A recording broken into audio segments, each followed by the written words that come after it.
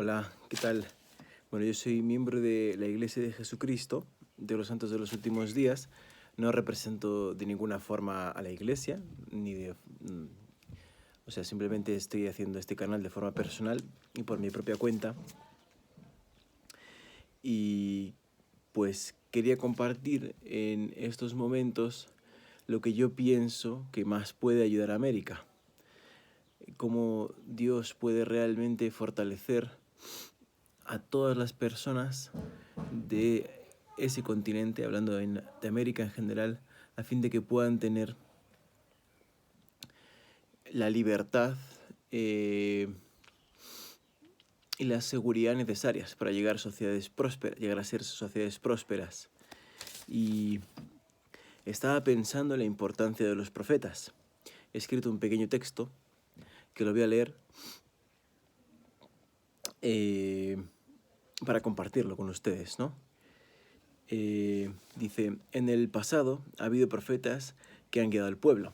Estaban, por ejemplo, Moisés, Noé, Adán, por supuesto, Jesucristo, que aunque fue el Salvador de todos nosotros, también además era profeta, ¿no? Los apóstoles del Nuevo Testamento. Sin embargo, pienso que en la actualidad, como en otras épocas, la sociedad ha perdido el hambre de escuchar las palabras del Señor. Pero en momentos de dificultad, ¿qué poder hay y cómo adquiriremos su conocimiento para poder ayudarnos en las dificultades, ¿no? Como por ejemplo, bueno, el que estamos atravesando ahora. En la antigüedad, Moisés dirigió al pueblo a través del Mar Rojo y hay más pasajes en los que los profetas antiguos aconsejaron a reyes para ayudar y proteger al pueblo, ¿no? Profetas del Antiguo Testamento que conversaban o aconsejaban a reyes para que tomaran determinadas decisiones ante los peligros que amenazaban a la nación israelita. Cuando Cristo llegó e inició su ministerio en Israel, llamó también a 12 apóstoles que tras su muerte buscaron proteger al pueblo y que obtuvieran bendiciones. Sin embargo, tras su muerte, la de Jesucristo, los apóstoles que el Señor llamó también perecieron, sin tener tiempo para llamar a nuevos apóstoles que continuaran la gran obra que habían emprendido. De esta manera el mundo se quedó sin profetas y sin la iglesia que Cristo había establecido. El proyecto de establecer Sion o un pueblo puro debía ser pospuesto. Así pasaron siglos, llegaron los reformadores, llegó la democracia a Estados Unidos y la libertad religiosa, dándose los pasos necesarios para que Dios pudiera llamar a un profeta nuevamente en un preciado ambiente de libertad a pesar de las aflicciones o dificultades o la oposición, ¿no?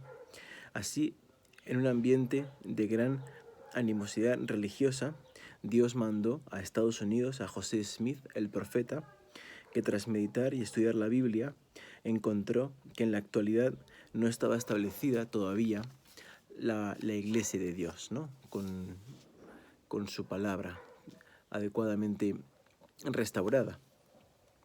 Entonces, para terminar, quisiera compartir con ustedes cómo José Smith llegó a comprender que todavía, a pesar de que muchas personas trataban de estudiar la Biblia y de seguir a Dios, todavía no estaba establecida la iglesia de Jesucristo, tal y como él la había establecido en la época del Nuevo Testamento presente en la tierra, ¿no? Entonces voy a leer algo que escribió el propio José Smith, José Smith Historia, los versículos 9 al 17. Bueno, dice: tan grande e incesante eran el clamor y el alboroto que a veces mi mente se agitaba en extremo. Los presbiterianos estaban decididamente en contra de los bautistas y de los metodistas, y se valían de toda la fuerza del razonamiento, así como de la sofistería, para demostrar los errores de aquellos o por lo menos hacer creer a la gente que estaban en error. Por otra parte, los bautistas y los metodistas a su vez se afanaban con el mismo celo para establecer sus propias doctrinas y refutar las demás. En medio de esta guerra de palabras y tumulto de opiniones, a menudo me decía a mí mismo: ¿qué se puede hacer? ¿Cuál de todos estos grupos tiene razón o están todos en error? Si uno de ellos es verdadero, ¿cuál es y cómo podré saberlo? Agobiado bajo el peso de las graves dificultades que provocaban las contiendas de estos grupos religiosos, un día estaba leyendo la Epístola de Santiago, 1 capítulo y 5 versículo, que dice: «Y si alguno de vosotros tiene falta de sabiduría, pídala a Dios, quien da a todos abundantemente y sin reproche, y le será dada».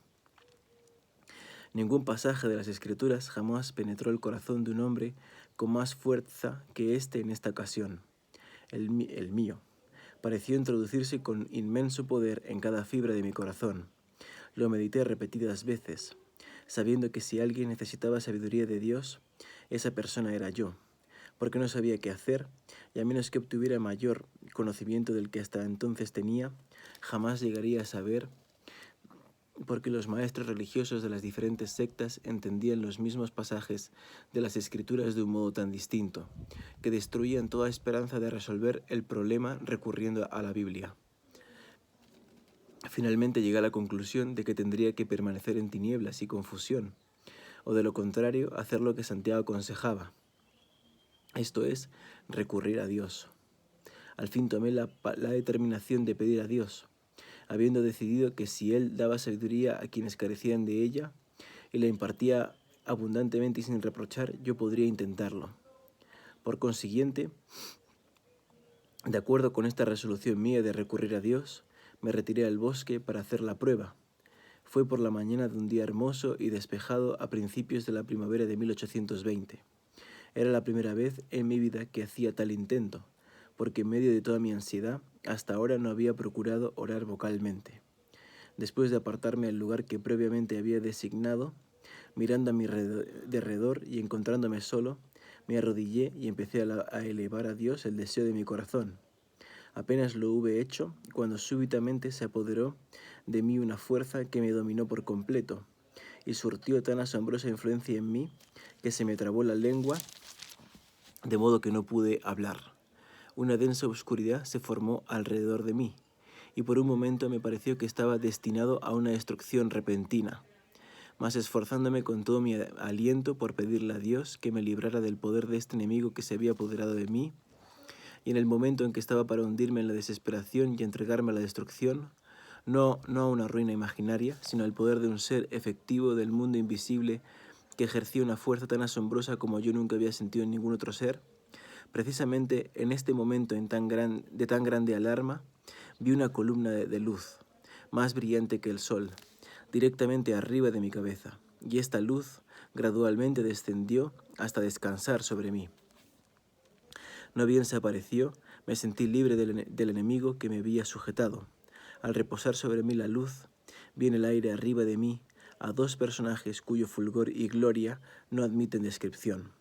Uno de ellos me habló llamándome por mi nombre y dijo, señalando al otro: «Este es mi hijo amado, escúchalo». Bueno, en el siguiente vídeo continuaré a partir de este versículo, comentaré algunas cosas más, pero simplemente quiero compartir este pensamiento, ¿no?, de que realmente creo que José Smith vio a Dios el Padre y a Jesucristo, y que aun si las personas que pues ven este vídeo no creen lo que yo digo, creo que gracias a las doctrinas que hemos aprendido los miembros de esta iglesia a través de José Smith, podemos llegar a encontrar la unión con otras personas que tienen diferentes creencias religiosas, ¿no? Y aunque sean ateos también o agnósticos, ¿no? Y juntos compartir valores que proceden, en mi opinión, de Dios, para poder establecer una sociedad fuerte, ¿no?, espiritualmente preparada en América. Y bueno, sin nada más que decir, les doy las gracias por escuchar y espero poder compartir más mensajes con ustedes próximamente. Cuídense.